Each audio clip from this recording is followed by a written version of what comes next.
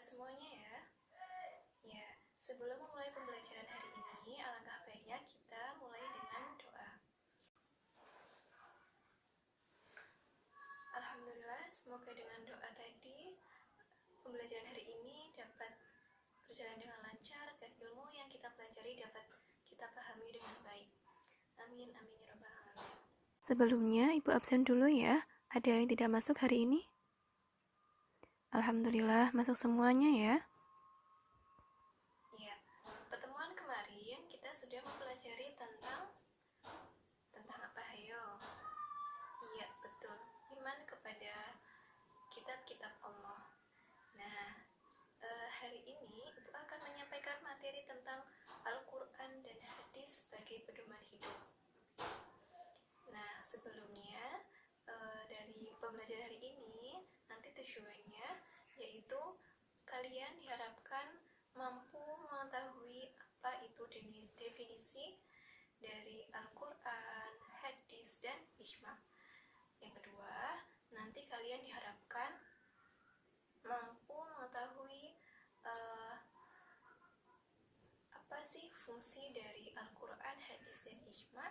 Yang ketiga, nanti kalian dapat mengetahui dengan baik perilaku mulia yang dapat diterapkan atau sebuah contoh penerapan dari cinta Al-Quran.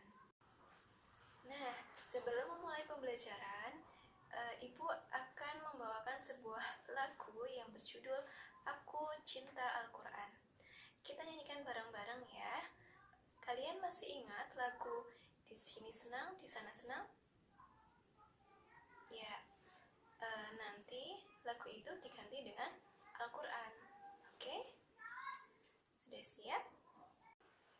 1, 2, 3. Di sini Al-Quran, di sana Al-Quran, di mana-mana baca Al-Quran. Di rumah baca, di kelas baca, di mana-mana baca Al-Quran. Aku cinta Al-Quran, kamu cinta Al-Quran.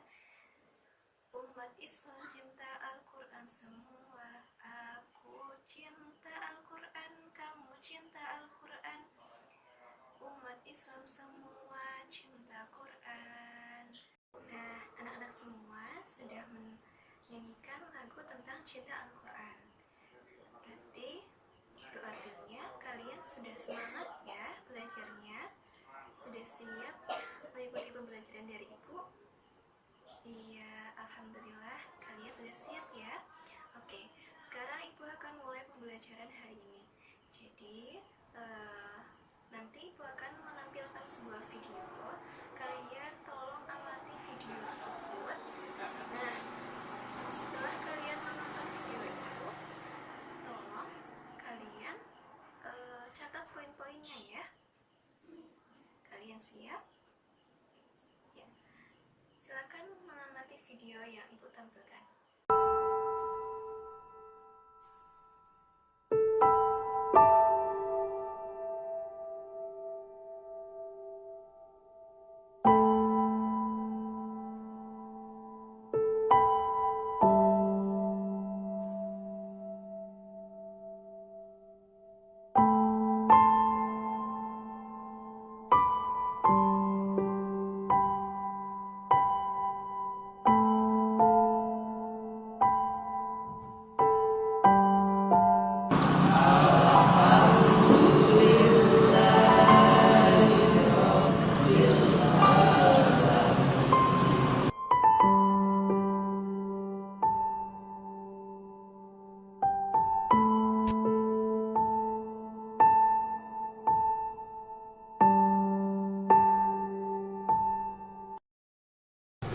Ada Buya Sulaiman? Hadir.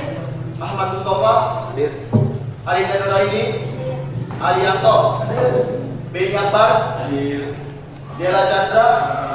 Herawati? Hadir. Ikfano? Hadir. Indah Indriani? Hadir. Irfan Saputra? Hadir. Ini mari dengan godong jam segini belum datang? Gak tahu Pak, mungkin dia telat.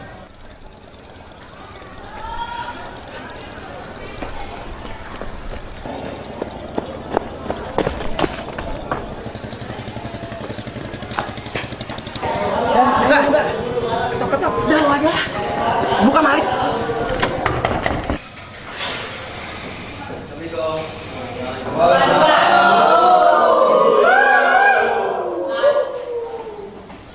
Jam berapa ini Malik? Kenapa kamu baru datang? Iya, maaf Pak, saya kesiangan. Sudah, Bapak tidak ingin mendengar baik alasan. Sebagai hukumannya, kalian harus membaca surat Al-Falaq secara sendiri-sendiri. Yang bisa silakan duduk. Dimulai dari kamu Malik, silakan baca. Ya Pak. A'udzubillahi minasyaitonirrajim. Bismillahirrahmanirrahim. Qul a'udzu birabbil falaq min syarri ma khalaq wa min syarri ghasiqin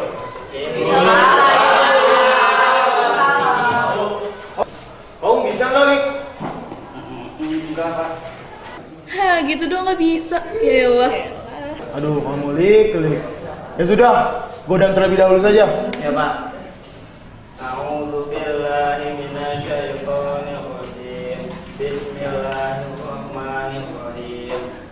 Qul a'udzu birabbil falaq min syarri ma khalaq wa min syarri ghasiqin idza waqab wa min syarri nafasati fil 'uqad wa min syarri hasidin idza hasad. Udah Pak. Ya sudah, godang dipersilakan untuk duduk. Ya Pak, kasih Pak.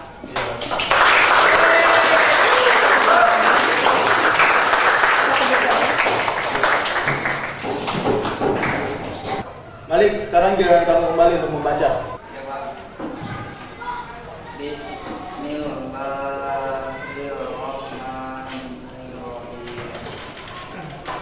Qul a'udzu birabbil falaq min syarri ma khalaq wa min syarri ghasiqin idza waqab wa min syarri nafasati fil 'uqad wa min syarri hasidin idza hasad. Ya sudah Malik, silakan duduk. Pak, siapa?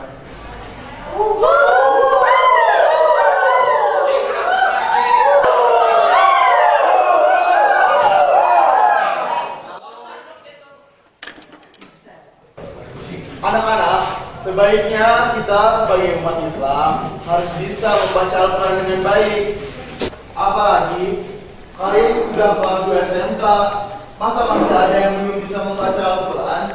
Apa kalian gak malu sama diri kalian sendiri? Terutama kedua orang tua kalian. Kalian bisa memberi apa jika kedua orang tua kalian meninggal dan kalian tidak bisa baca Al-Quran? Jadi intinya, terkadang kita belajar bukan hanya untuk diri kita sendiri, tetapi untuk mereka yang sudah tidak ada. Kalian semua paham? Kamu Malik, mulai detik ini, kamu harus lebih giat lagi mempelajari Al-Quran dengan tajwidnya. Karena apabila kamu membaca Al-Quran tidak dengan tajwidnya, maka maknanya pun akan salah. Oke, pada hari ini akan kita segera mulai. Tolong siapkan buku catatannya.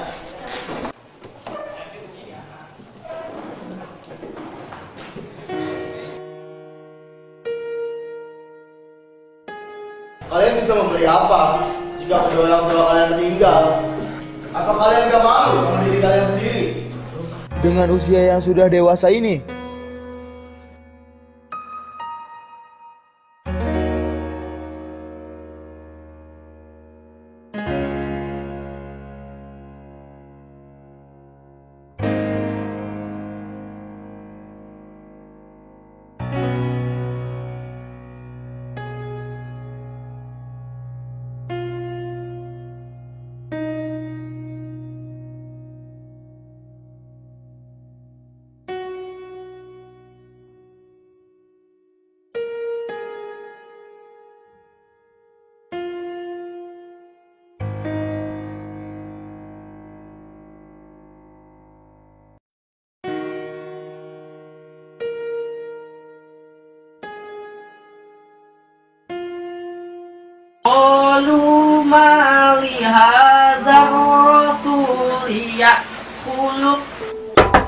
Assalamualaikum.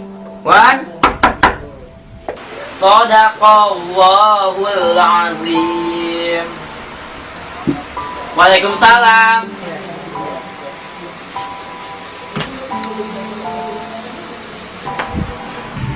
Oh, Malik. Ayo kita duduk dulu.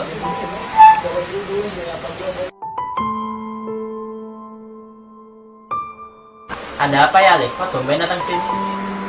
Ini Wan, saya mau belajar Al-Quran sama kamu. Kamu mau kan menolong saya? Tolong ya, Wan. Oke, saya akan bantu kamu belajar membaca Al-Quran sesuai kemampuanku. Makasih ya Wan. Ayo Wan, kita mulai belajar. Ayo.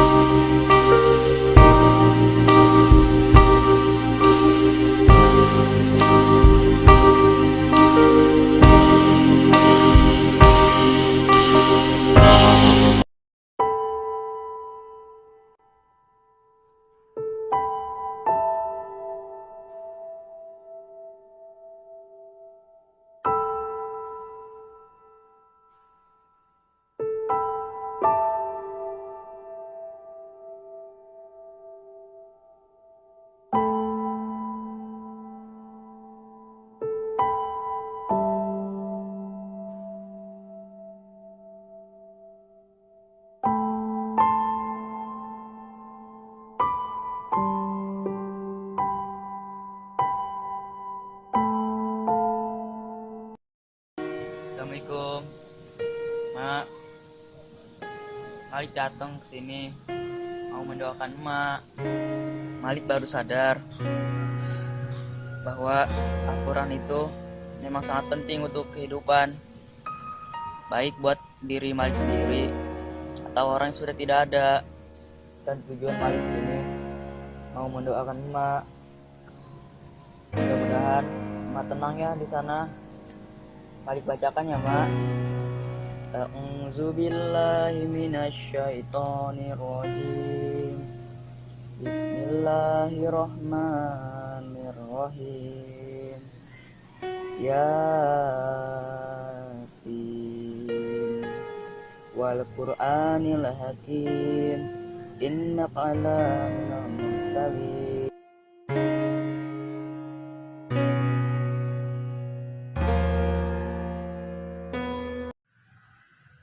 Ya, kalian kan tadi sudah melihat video yang Ibu tampilkan tadi. Nah, sekarang Ibu minta kalian sebutkan poin-poin yang kalian dapat setelah melihat video yang Ibu tampilkan tadi. Ada yang bisa menyampaikan? Saya, Bu. Ya, silakan Mbak Alin. Intinya, 1. Anak yang terlambat sekolah dan dihukum menghafal suratan pendek Al-Quran tetapi tidak hafal. 2. Gurunya menasihati untuk belajar Al-Quran. 3. Dan akhirnya, dengan giat Malik pandai membaca Al-Quran. Iya, betul. Ada yang mau menyampaikan pendapat yang lain? Enggak, Bu.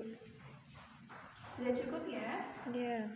Jadi dari video tadi Ibu simpulkan ya bahwa Malik itu memang tadinya tidak bisa membaca Al-Quran, menghafalkan surat pendek saja tidak hafal. Tapi setelah dinasihati oleh gurunya, Malik lalu sadar dia mau membaca Al-Quran dan belajar dengan giat agar dia bisa membaca Al-Quran. Karena orang tuanya sudah meninggal, akhirnya si Malik itu setelah dia bisa membaca Al-Quran, dia pergi ke makam ibunya dan membawa surat Yasin, surat Yasin, dan dibacakan di samping makam ibunya. Jadi seperti itu. Ya, setelah poin-poin yang salah satu kalian itu sampaikan, Ibu minta coba kalian buatkan satu pertanyaan saja mengenai video tersebut. Ada yang mau membuat pertanyaan? Bu, emang kalau kita baca Al-Quran di samping makam orang tua, doa kita akan tersampaikan? Coba ada yang bisa menanggapi dari pertanyaan Mbak Diva? Enggak ada. Mbak Zakia bisa? Tidak, Bu. Ya, jadi seperti ini ya. Kenapa kita harus mendoakan kedua orang tua, apalagi tadi si Malik itu datang ke makam, terus membaca Yasin, terus Mbak Diva bertanya, apakah doa kita tersampaikan kepada orang tua? Ya tentunya insya Allah tersampaikan. Dan kata Imam Syafi'i, seorang yang mati itu berhak untuk didoakan, apalagi ketika malam Jumat ya, itu insya Allah mustajabah. Karena apa? Arwah orang yang sudah mati itu dikabarkan datang ke rumah dan minta didoakan. Seperti itu. Ya, sampai sini ada yang bertanyakan lagi? Tidak, Bu. Ya, sudah paham semuanya ya? Sudah. Ya, kita masuk ke inti materi kita hari ini, yaitu Al-Quran dan hadis. Kalian sudah tahu kan pedoman hidup manusia itu apa? Sudah. Apa? Al-Quran. Iya, beserta hadisnya. Hadis. Ada yang tahu arti Al-Quran itu apa? Iya, pada pembelajaran pertama, yaitu kita akan mempelajari tentang definisi Al-Quran dan hadis. Nah, yang pertama, definisi Al-Quran. Al-Quran menurut bahasa itu berasal dari kata qara'a yaqra'u Qur'ana, yang artinya membaca bacaan. Jadi Al-Quran itu artinya bacaan yang sempurna. Kenapa dikatakan sempurna? Karena yang pertama, Al-Quran itu dibaca jutaan umat manusia. Betul? Betul. Ya. Walaupun mereka itu tidak mengetahui maknanya dan tidak dapat menulis aksaranya. Yang kedua, Al-Quran itu dibaca harus dengan tajwid yang benar, tebal tipisnya, lalu panjang pendeknya. Yang ketiga, Al-Quran itu susunan kata dan kosakatanya juga mengandung makna. Jadi ketika kita akan membaca Al-Quran, alangkah baiknya kita harus memiliki wudu. Nah, dari peristiwa turunnya Al-Quran ini, Al-Quran diturunkan secara bertahap oleh malaikat Jibril secara berangsur-angsur. Dan peristiwa ini kalian tahu dinamakan peristiwa apa? Tidak. Nuzulul Quran. Ya. Oke. Yang kedua, pengertian hadis. Hadis itu merupakan sunnah atau sesuatu yang disampaikan oleh Nabi dan turun-temurun. Pada waktu itu hadis awal mulanya disampaikan oleh Nabi Muhammad SAW, lalu disampaikan kepada sahabat-sahabatnya dan seterusnya sampai kepada umatnya. Iya, sampai kepada umatnya.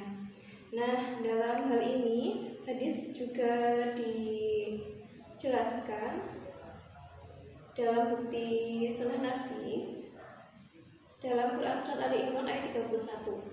Nah, Ibu ingin mendengar, coba kalian salah satu saja bacakan Quran Surat Ali Imran ayat 31. Ada yang mau? Saya, Bu. Bismillahirrahmanirrahim. Qul in kuntum tuhibbunallaha fattabi'uni yuhibbukumullahu wa yaghfir lakum dzunubakum wallahu ghafurur rahim. Artinya, jika kamu benar-benar mencintai Allah, ikutilah aku. Niscaya Allah mengasihi dan mengampuni dosa-dosamu. Allah Maha Pengampun lagi Maha Penyayang. Ya, tadi kan sudah dibacakan ayat tentang cinta kepada Allah ya. Ya, ini tentang dari Quran Surat Ali Imran ayat 31. Tadi Mbak Zakia sudah membacakan. Artinya, hadis berasal dari kata hadasa yang berarti baru, peristiwa, muda, perkataan, atau cerita. Adapun menurut istilah, hadis adalah segala sikap, perkataan, perbuatan, dan penetapan atau persetujuan Rasulullah SAW serta sunnah Nabi itu direkam dalam suatu hadis. Jadi hadis atau disebut dengan sunnah Nabi. Nah, secara harfiah hadis berarti jalan hidup yang dibiasakan, berita, perkataan yang dihafalkan, disebarkan, dan ditradisikan oleh para sahabat, tabi'in, dan para ulama. Jadi itu pertamanya hadis dari perkataan Nabi, lalu ditemurunkan oleh para sahabat, lalu diturunkan lagi oleh tabi'in, ulama, dan sampai kepada kita sebagai umat Islam. Ya, itu pengertian Al-Quran dan hadis. Lalu apa sih keistimewaan Al-Quran sehingga Al-Quran itu menjadi pedoman hidup bagi kita semua? Ada yang tahu? Ya, jadi keistimewaan Al-Quran itu diantaranya yang pertama, Al-Quran itu memuat ringkasan ajaran-ajaran agama yang termuat dalam kitab-kitab sebelum Al-Quran. Yang pertama ada kitab Zabur, terus Taurat, Injil, Al-Quran. Lalu Al-Quran ya. Nah, Al-Quran itu sebagai penyempurna dari kitab-kitab tersebut. Yang kedua, Al-Quran memuat kalam-kalam Allah yang dijadikan pedoman hidup manusia sepanjang masa, sehingga Al-Quran memang dikehendaki Allah itu untuk kekal. Kalian sudah paham? Sudah. Ada yang bertanyakan? Tidak. Lanjut ke materi ya. Oke. Ya, selanjutnya yaitu fungsi Al-Quran dan hadis. Ibu sudah membagi materinya di grup WA. Coba kalian buka dan Ibu minta bacakan fungsi daripada Al-Quran secara umum. Coba salah satu dari kalian ada yang mau membacakan?